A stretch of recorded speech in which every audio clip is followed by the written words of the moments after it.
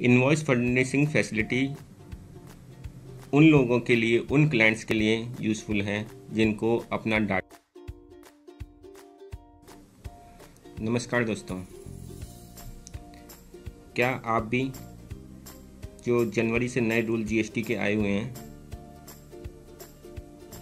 उन रूल्स के अकॉर्डिंगली आप भी कुछ प्रॉब्लम फेस कर रहे हैं? मैं बात कर रहा हूँ इनवॉइस फर्निशिंग फैसिलिटी। हाँ दोस्तों,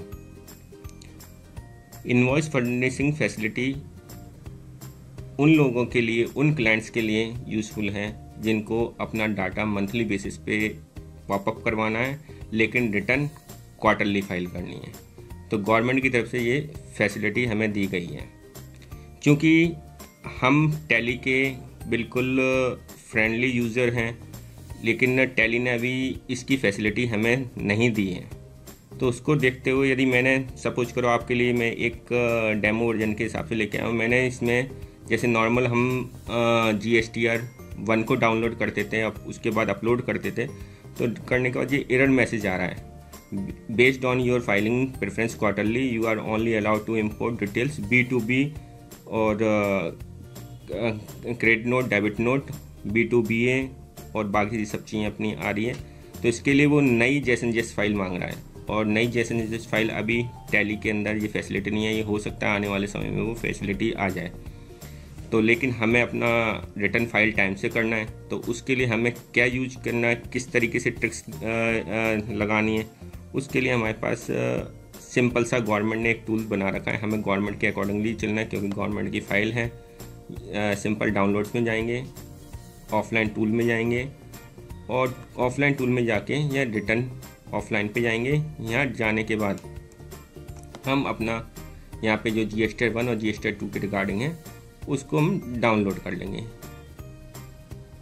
इस यूटिलिटी को बिल्कुल डाउनलोड कर लिया है। जैसे आप देख रहे हैं, ये मैं डाउनलोड कर चुका हूँ। हालांकि ये चीज़ तो आप पहले भी करते आ रहे होंगे। यदि हम देखते हैं डाउनलोड करने के बाद इसको मैंने अनजिप किया। अनजिप करने के बाद यहाँ पे एक EXE फाइल बनी हुई है। EXE फाइल को यदि मैं इसको रन करता हूँ, तो रन करने के बाद इसका शॉर्टकट हमारे डेस्कटॉप पे आ जाता है। इस डेस्कटॉप पे यदि मैं क्लिक करता हूँ, क्लिक करने के बाद मैं यहाँ पे मेरे पे 3 बटन दिखाई देते हैं, 3 आइकन दिखाई देते हैं, न्यू, ओपन, ओपन। तो अभी हमें न्यू पे क्लिक करना है। लेकिन न्यू पे क्लिक करने के लिए क्या चीज़ के लिए न्यू, उसके लिए हमें एक सपोर्टिंग फाइल चाहिए रहेगी। जो डाटा हमारा इनपुट डाटा है, वो इनपुट डाटा हमें लेना पड़ेगा। इनपुट डाटा हम अपने नॉर्मल टैली से ही ले सकते हैं। तो मैं अभी सबसे पहले आपके सामने बिल्कुल 0 लेवल से स्टार्ट करता हूँ कि कोई डाटा है हमारा, और उसका डाटा मेरे को यूज करना है IFF के अकॉर्डिंगली। यहाँ जाके मैंने इसको, हम चाहे प्राइम में भी यूज कर सकते हैं, चाहे ERP में भी यूज कर सकते हैं, कोई उसका कोई अलग यूज़ नहीं है।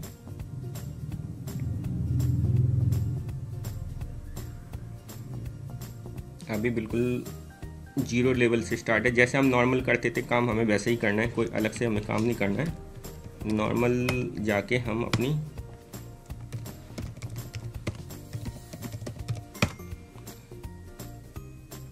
मेरी प्रोसेस हो सकता है लेंदी हो, वीडियो लंबी हो, लेकिन कॉन्सेप्ट क्लियर आपके 100% हो जाएंगे। अब जैसे हमने टैली ओपन हो गई, इसमें जैसे हम नॉर्मल GSTR 1 में जाते हैं, GSTR 1 में जाने के लिए हम कहाँ पे जाते हैं, हम अपने स्टैच्यू रिपोर्ट में आते हैं। स्टैच्यू रिपोर्ट में जाने के बाद GSTR 1 पे क्लिक करते हैं। GSTR 1 पे क्लिक करने के बाद हमने अपना मंथली डाटा निकाल लिया। अब इसके अंदर एक मिसमैच आ रहा है। सबसे पहले हमें मिसमैच को क्लियर करना है कि मिसमैच किसी रीजन से आ रहा है। ये राउंडिंग ऑफ का मिसमैच है, तो इसलिए हम इसको एज एक्सेप्ट कर लेंगे और आगे बढ़ जाएंगे।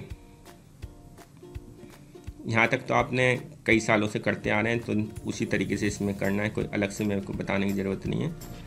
हाँ, लेकिन अब हमें क्योंकि गवर्नमेंट के पोर्टल के अकॉर्डिंग करना है। अभी तक हम जैसन यहाँ से डाउनलोड करते थे, लेकिन अभी हमें जैसन ना करते हो इसमें CSV फाइल को डाउनलोड करना है। CSV फाइल को हम अपने पोर्टल पे कहीं पर भी ले जा सकते हैं। सपोज करो मैंने C ड्राइव के अंदर पर्टिकुलर ले गया, और जाने के बाद इसको यस कर दूँगा। अब ये मैंने C ड्राइव के अंदर मेरी ये फाइल आ चुकी है। ये वाली फाइल मेरी आ चुकी है। तो मैं केवल मेरे को इसको अपलोड करना रहेगा। तो अपलोड करने के लिए मैं अपने टूल पे जाऊंगा, वापस यहाँ पे न्यू में जाऊंगा। न्यू पे जाने के बाद GSTR1 IFF आ रहा है, इसमें सप्लायर का GST नंबर डालूंगा, क्योंकि GST नंबर मैं यहाँ से देख सकता हूँ क्लाइंट का।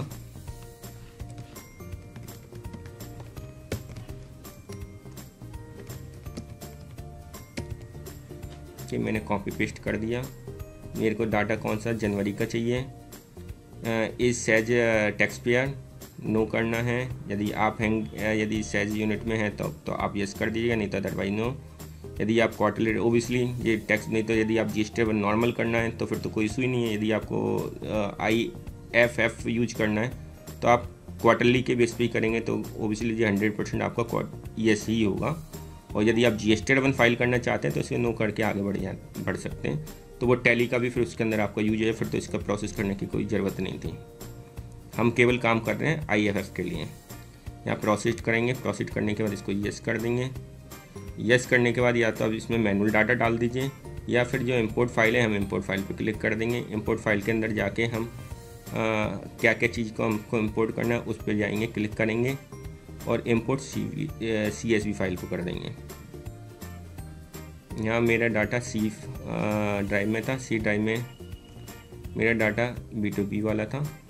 ये मैंने अपना इसमें सक्सेस ओपन करने के बाद व्यू समरी पे जाता हूँ। व्यू समरी पे जाने के बाद मेरे को सिंपल सा जनरेट फाइल पे क्लिक करना है। यहाँ मैं जनरेट फाइल पे क्लिक करता हूँ और JSON फाइल को सेव कर लेता हूँ, जहाँ पे मेरा डेस्टिनेशन पाथ है। मैंने सपोज करो यहाँ पर मैंने इस चीज़ को सेव कर लिया।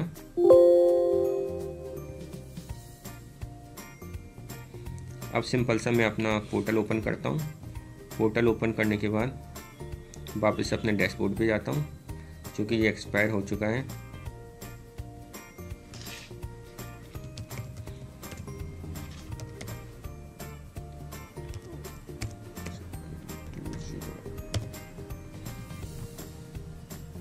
ये लॉगिन हो गया है। लॉगिन होने के बाद आप देखेंगे मैंने पहले रिटर्न जो फाइल की थी नॉर्मल टैली से, तो इसमें एक एरर मैसेज आ रहा था।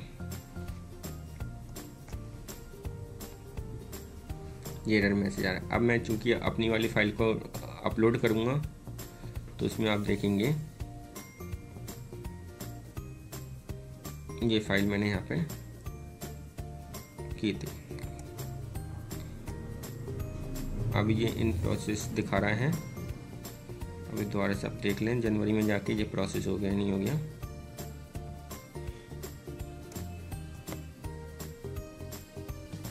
अब ये प्रोसेस हो चुका है।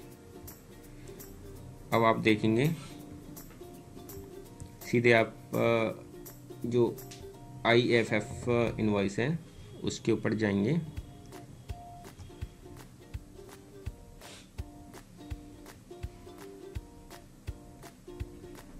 यहाँ जाके सिंपल सा जनरेट IFF समरी कर देंगे और 2-3 बार फ्रेश करेंगे। जैसे आपको पता ही है GST1 में 2 से 3 मिनट लगते हैं इसको रिफ्रेश होने में। तो सेम प्रोसेस IFF में भी लगा रखी है गवर्नमेंट ने।